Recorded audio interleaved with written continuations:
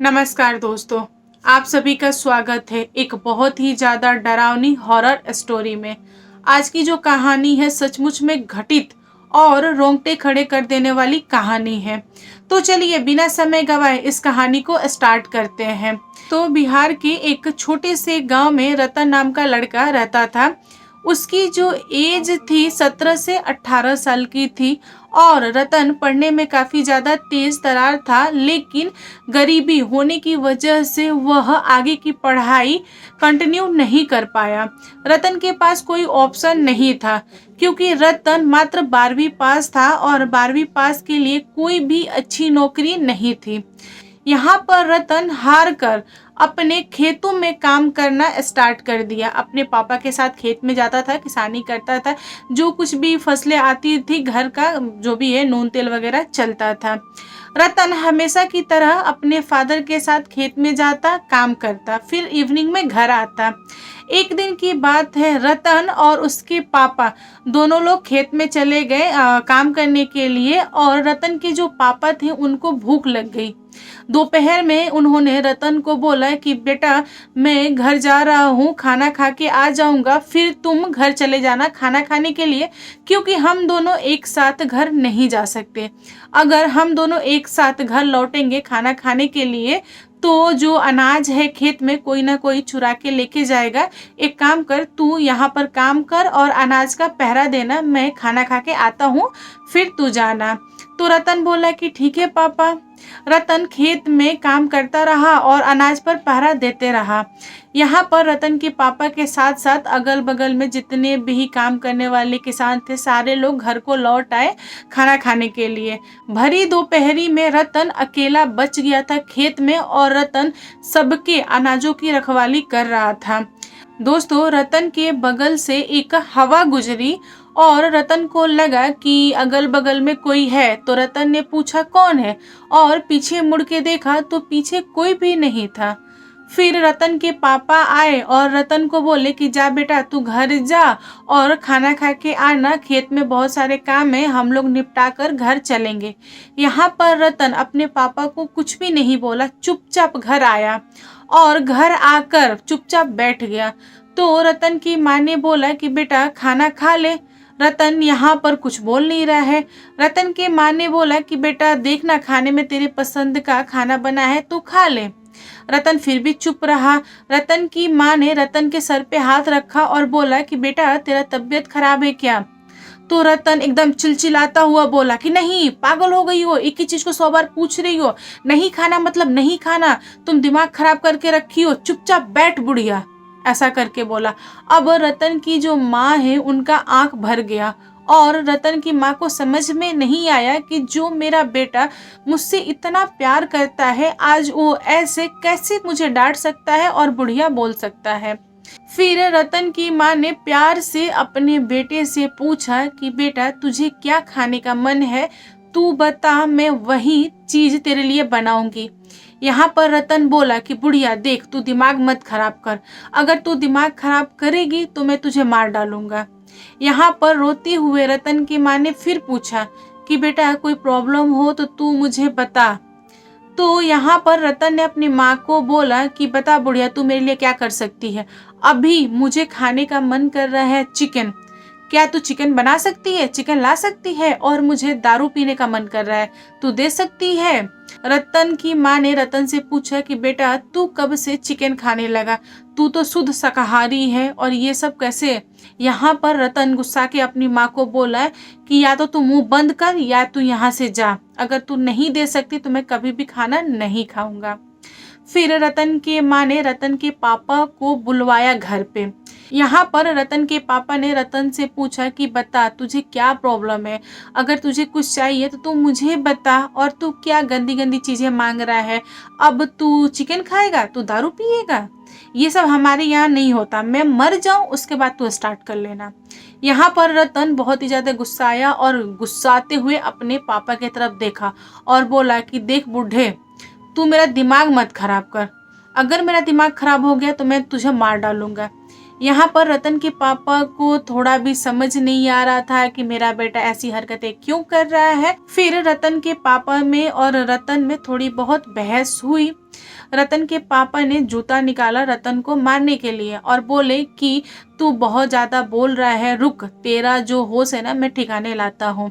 जैसे ही जूता उठा के रतन की तरफ चलाने की कोशिश किए, रतन ने गुस्से में अपने पापा की तरफ देखा और ऐसे कॉलर पकड़ लिया बाप का, और कॉलर पकड़ के ऐसे दीवार में टांग दिया। यहाँ पर रतन की माँ छाती पीट पीट के लगी रोने। गांव के लोग इकट्ठा हो गए। जितने लोग आए थे सारे लोग देख रहे थे कि रतन के पापा है ना काफी ऊंचे ऐसे टंगे हुए हैं, रतन नीचे है और बहुत कुछ बड़बड़ा रहा है। रतन के पापा की इतनी गंदी हालत थी कि उनके मुंह से कुछ आवाज नहीं निकल रहा था, वे चुपचाप रोए जा रहे थे। तभी वहां से एक राही गुजर रहा था। राही ने जब यह सारा सीन देखा तो राही रुक गया और रतन को बोला कि भाई तू ये सब क्या कर रहा है, क्यों अपने बाप को ऐसे तूने ऊपर उठा के रखा है, छोड़ दे, नीचे ला दे। तब तक रतन ने राही के तरफ देखा और एक तरफ से ना ऐसे अपने बाप को पकड़ा हुआ है और पूछा कि भाई तू कौन है, तुझे क्या तकलीफ है, मैं अपने बाप को मार डालूं, चाहे मैं अपने बाप से प्यार करूं, तुझे क्या तकलीफ है, तू जहाँ जा रहा है वहां जा, तू मुझे जानता नहीं है। तो यहाँ पर राही ने बोला कि ठीक है, और मैं तुझे जानना चाहता भी नहीं हूँ, तू कौन है क्या है मुझे कोई मतलब नहीं है, लेकिन तू इस भले इंसान को क्यों परेशान कर रहा है, नीचे उतार उतार और मुझसे बात कर। तो यहाँ पर जो राही था उसमें और रतन में बहस स्टार्ट हो गई। रतन ने अपने बाप को छोड़ दिया, नीचे उनके जो पापा थे ना गिर गए, और उसके बाद पूरे गांव वाले चुपचाप यह सीन देख रहे थे। किसी में हिम्मत नहीं हो रहा था कि कोई भी जाके रतन को पकड़े। यहाँ पर रतन के अंदर ना ऐसे बहुत ज्यादा ताकत आ गया था और रतन से पूरा का पूरा गांव वाला डर रहा था। जो रतन है उसने अपने हाथ को लंबा किया और राही के ऐसे गले को पकड़ लिया। राही के गले को पकड़ के राही को पूरा ऊपर उठा दिया। जो राही था उसने अपना दूसरा हाथ पॉकेट में डाला और पॉकेट से कुछ निकाला और रतन के सर पे ऐसे चिपका दिया। जैसे ही राही ने ऐसे कोई सामान चिपकाया, जो रतन था पूरा कांप गया और कांप कर राही की गर्दन को छोड़ दिया। यहाँ पर रतन पूछने लगा कि तुम कौन हो, क्यों मुझे तड़पा रहे हो, क्यों मुझे सता रहे हो, इस चीज को दूर रखो, तुम ऐसा क्यों कर रहे हो। तो यहाँ पर राही ने बोला कि मैंने तुझे पहले समझाया कि तू छोड़ दे, भले इंसान को क्यों तंग कर रहा है, तब तो तूने नहीं छोड़ा। तुझे क्या लगता है कि तू सबको मार देगा और जो तू चाहेगा सब तुझे हो जाएगा? ऐसा नहीं होता। तू यहाँ पे आया क्यों, तू सही सही बता, तू है कौन। फिर रतन के अंदर से दो अलग आवाज निकली, मोटी आवाज थी, और आवाज जो थी ना उसमें एक तरह से गुंजन था। गुंजन मीन्स घड़घड़ाहट आवाज थी, और उस आवाज में ये बोला गया कि मैं चुपचाप अपने रास्ते में जा रहा था, रतन ने मुझे टोका कि तुम हो कौन, इसलिए मैंने रतन को पकड़ा। यहाँ पर रतन के बॉडी के अंदर दो आत्माओं का वास हो गया था, और ये जो आत्मा थी वे नॉर्मल आत्मा नहीं थी, बहुत ज्यादा परेशान करने वाली शक्ति वाली आत्मा थी। फिर उस राही ने बोला कि तू क्लियर बता कि आखिर तूने पकड़ा क्यों, ये सब कैसे हुआ, तुझे पकड़ना नहीं था, क्या हुआ, तू सही सही बताएगा। फिर उस आत्मा ने बताया कि हम और मेरा दोस्त, हम दोनों लोग भरी दोपहरी में भवंडर बन के हम लोग बाहर निकल रहे थे, घूम रहे थे। तभी इस रतन ने हमें टोका और कहा कौन है, और पीछे मुड़ा तो हमें लगा कि ये हमें बुला रहा है, हमें पुकार रहा है, तो हम इसके अंदर आ गए। और यह लड़का काफी अच्छा है, तो मैं इसके घर पे आ गया और मैं चिकन मांगा तो मुझे चिकन नहीं मिला, मैंने दारू मांगा पीने के लिए तो इसने दारू भी नहीं दिया, मैं इस लड़के को मार डालूंगा, ऐसे उस आत्माओं ने बोला। फिर राही ने बोला कि इतना आसान नहीं है जितना तुम लोग सोच रहे हो, चलो ठीक है, यह लड़का था, इसको पता नहीं चला तुम्हारे बारे में, कैसे जानते हैं तुम्हारे बारे में, इसका मतलब ये तो नहीं होता ना कि तुम पकड़ लोगे। दोस्तों, कहानी को आगे बढ़ाने से पहले मैं आपको बता दूं ये बवंडर भूत आखिर होते क्या है। ये जो भूत है ना ज़्यादातर गांव, खेत खलियान वगैरह में पाए जाते हैं।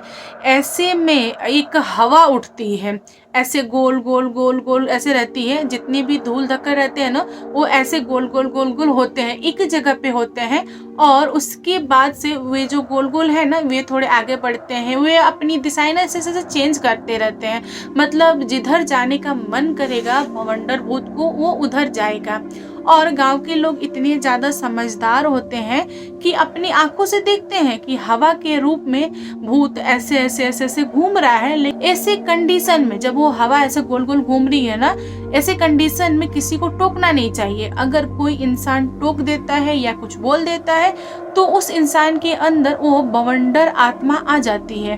तो ये जो गोल गोल हवाएं उठती है उसको हम लोग बवंडर बोलते हैं। तो उस हवा के अंदर आत्मा होती है, और यह आत्मा भरी दोपहरी में, दिन में, रात में कभी भी निकल सकती है। ये किसी चीज में बंधे हुए नहीं है। जब इनकी मर्जी होगी तभी ये लोग निकल सकते हैं। तो इसी टाइप से एक बवंडर उठा था जिसमें दो आत्माएं आपस में खेल रहे थे। और खेलते खेलते ये लोग ना रतन के बगल से गुजरे, और रतन को लगा कि कोई मेरे पीछे आया है। फिर रतन ने पूछा कौन? रतन को लगा होगा कि मेरे पापा आए हैं, चाहे कोई होगा। तो यहाँ पर रतन से मात्र एक गलती हुई थी कि रतन ने पूछ लिया कि कौन हो तुम। बस उन बवंडर भूतों ने पकड़ लिया।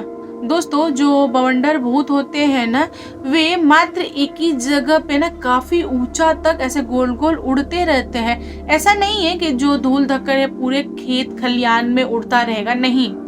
ऐसे नॉर्मल आंधी वगैरह आता है ना, आंधी तूफान वगैरह, तो धूल धक्कर पत्ते बहुत ज्यादा उड़ते हैं, चारों तरफ उड़ते हैं।